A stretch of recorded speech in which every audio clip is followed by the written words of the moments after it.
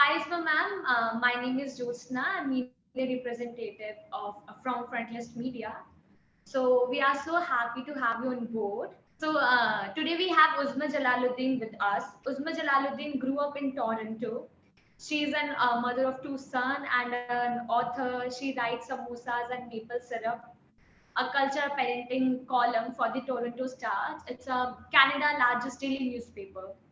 Right now, she lives in Ontario with her husband and with her son, and she also teaches in high school. So,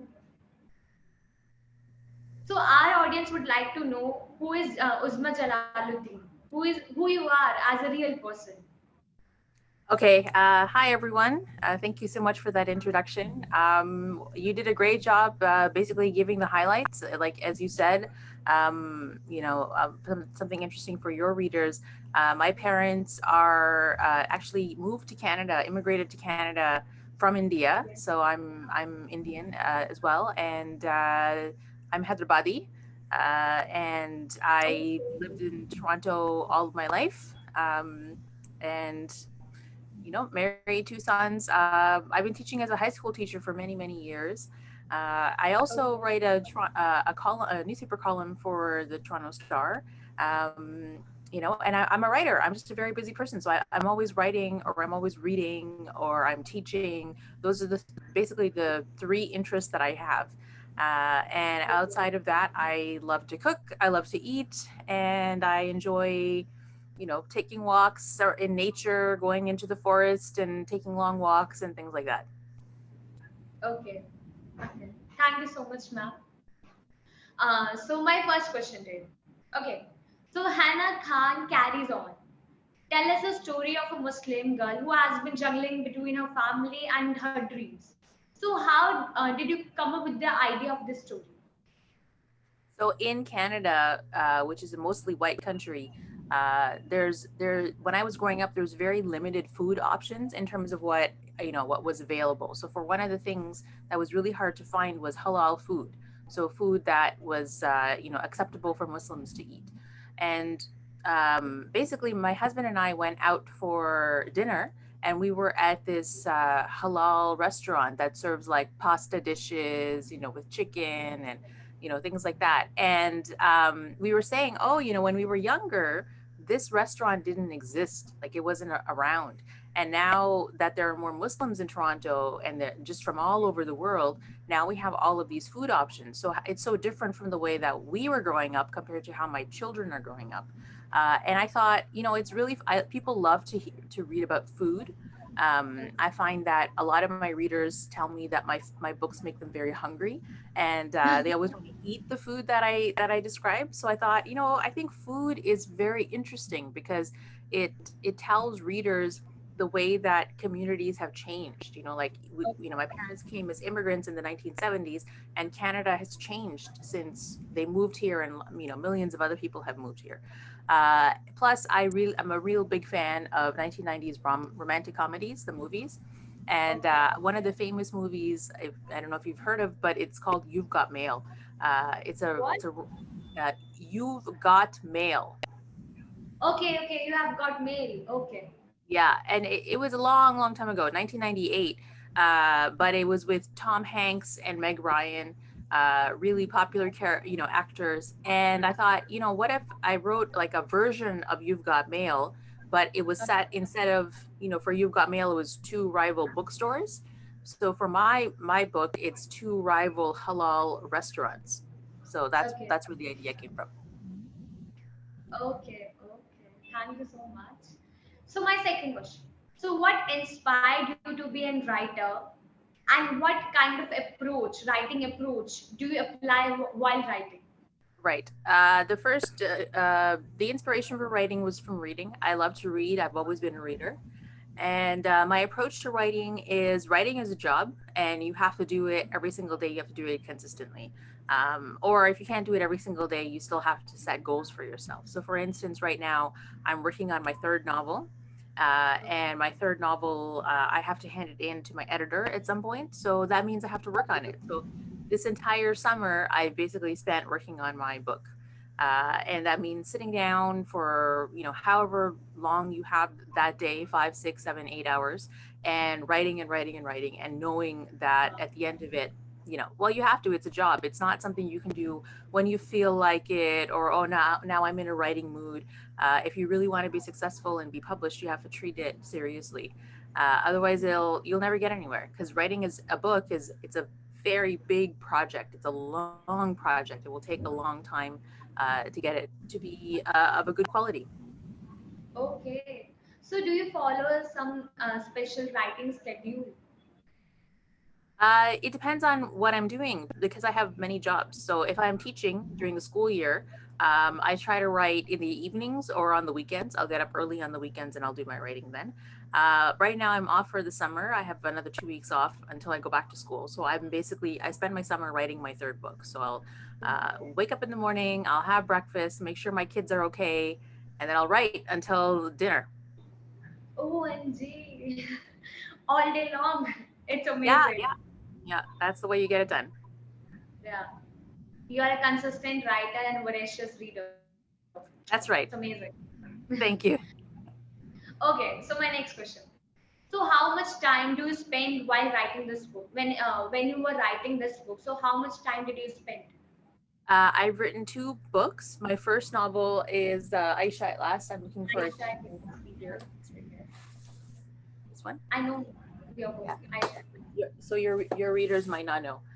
So this is my first book. It took me 8 years to write this book because again I was learning how to write and I have a lot of jobs. And then my second book, as your readers know, is this Hana Khan Carries on. And this took me 2 years to finish writing. So did you go for your, any workshop for writing, basically? Not really. I'm mostly self-taught. I teach high school English. I studied English when I was in university, and I read a lot. So most of the time, when you're a writer, you need to have a little bit of talent, right? Talent is important, but then you need to practice a lot. So I just wrote a lot. Like I said, I write for the newspaper. I write for myself. My friends were just reminding me I used to write them letters a long time ago, and I would give the letters to them when I saw them, and they would read them, and they would write letters back to me. I've always been a writer. I like, whether I set out to be. It wasn't like I sat down and said I want to be a writer. It's just that's who I am.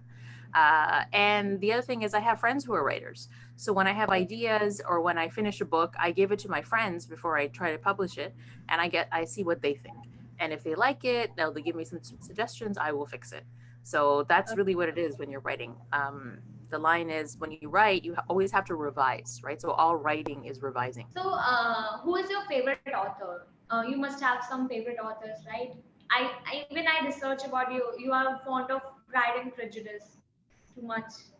Yes, yes, that's right. My first book is Pride and Prejudice retelling. I don't really have a favorite author. I don't think I have a lot of writers that I respect and I really enjoy. But Jane Austen is definitely one of them. I really like Jane Austen. I also really like William Shakespeare. I read a lot of his plays and I teach his plays, so I like that. So those are some of the classic writers I like. Who else? Let me think. I'm looking at my thing here. One of the books that I read recently, I've been reading a lot of mystery novels. So I really like. Oh my God, her name escapes me. Where is she? One of a really good writer is G. Willow Wilson. She writes excellent fantasy novels. Shannon Chakraborty, she's also writes fantasy novels. Asma Zahanat Khan, she's an excellent writer as well. If you go into the classic books, like I love Vikram Seth. Many years ago he wrote A Suitable Boy. That's a fantastic book. Okay. Yeah, really, really good. And Fatima Farheen Mirza wrote a place for us that was excellent as well. Okay. Okay. So you do you have more favorite Indian authors except Vikram Seth? Yes, I like Chitra Banerjee Dvakaruni. I like Alicia Rai. She's a romance writer here. That's why Sonali Dev is a fantastic romance writer as well. Fatima Farheen Mirza, I think is Pakistani. No, she's Hyderabadi too. She's in the U.S. Jhumpa Lahiri is fantastic. Let me see. So I know mostly like expat Indian writers, because that's my experience. But I would love to read writers who are also living in India as well. But sometimes it takes a long time for their work to come to Canada because it's so far away. Okay. So, my next question. Why did you choose Atlantic Books as a publisher? Because they offered. Okay, so they offered. Yeah. Okay. So, I would like to know what is your experience with publishing industry so far? So, You this know is what? your yeah. My second book, my Atlantic Books is fantastic. I really enjoy working with them. I'm with an imprint called Corvus. My editor is wonderful. They've been very supportive. They do a lot of social media campaigns and competitions and things like that. I'm really happy. I have three different publishers. In Canada, I'm published by HarperCollins Canada, and in the U.S., I'm published by Penguin, and overseas, I'm published by Atlantic. And all three editors have been fantastic. I haven't had any issue with them at all. So I'm really happy with everyone I've had a chance to work with. Okay, I'm so glad that you have good experience with publishing industry because most of authors don't get these kind of experience with them. As you said that you are working on your third book. So could you please share some tidbits about your new book? Sure, it's basically a second chance. It's a romantic comedy. It's a second chance romance. The main characters are a little bit older; they're in their 30s, and what it's shaping out to be is a book that has a lot of flashbacks. So it's kind of what's happening in the beginning, and then what's happening, 10 years ago, 15 years ago, when the main characters were children. It's really fun. It's that's basically it right now. I think I need to write more of it before I can really figure out what exactly is happening. But I'm having a lot of fun. Okay, okay. So basically, your the books you have written so far all are romantic comedy, right? That's right. Yeah. Okay, okay. Yeah. So my last question to you. So what is the favorite part of your book that you think that would hook the readers when they are reading it? Well, the beginning is very important in books, right? But I think what's really for my books, they might take a few pages for to really hook the reader. But I hope the readers really enjoy the character's voice. So Hannah narrates. She's the narrator of Hana Khan Carries on. It's a first person narration. And she immediately starts talking to the "you've got mail" part is when she talks online with Stanley P. So their conversation is very funny. They have a lot of good banter, like they have a lot of chemistry between the two of them. And I think readers would just be interested to see, it's set in Toronto. I make reference to famous things in Toronto, like the CN Tower and the Sky Dome and like downtown Toronto and like the food scene in Toronto. And I think readers would find that really interesting, whether you live in Toronto or you don't live in Toronto. And the Okay, characters are just great. Yeah. okay. So okay. So my last question to you. So throughout your writing career, so what advice would you like to give to the aspiring writers? My advice is, what really helps is try to do it consistently. I think that's what I said in the very beginning. Write consistently, write, you know, what, even if you can't do it every day, and a lot of writers have other jobs and they can't write every single day, but whatever it is, give yourself a goal. If you want to, so for instance, for me, my goal at the end of the week is a certain word count. So maybe it's 5,000 words, 10,000 words. That's what you're going to do. And if you want to write a book and you want to get to say 80,000 words, okay, you have a draft within 10 to 20 weeks. And maybe you won't get to that goal. That's fine, but at least you have a goal, right? And you're working towards it. And the other piece of advice is make friends with other writers that will read your work and will give you some advice. It's very, very important because you all sort of want the same things, and you want to be friends with writers who are very supportive but also Okay. honest. You don't need someone to say like you're Yeah, amazing, that's you're it. amazing. Yeah, you want them to be honest. So thank you so much, Uzma ma'am. We had a great session with you.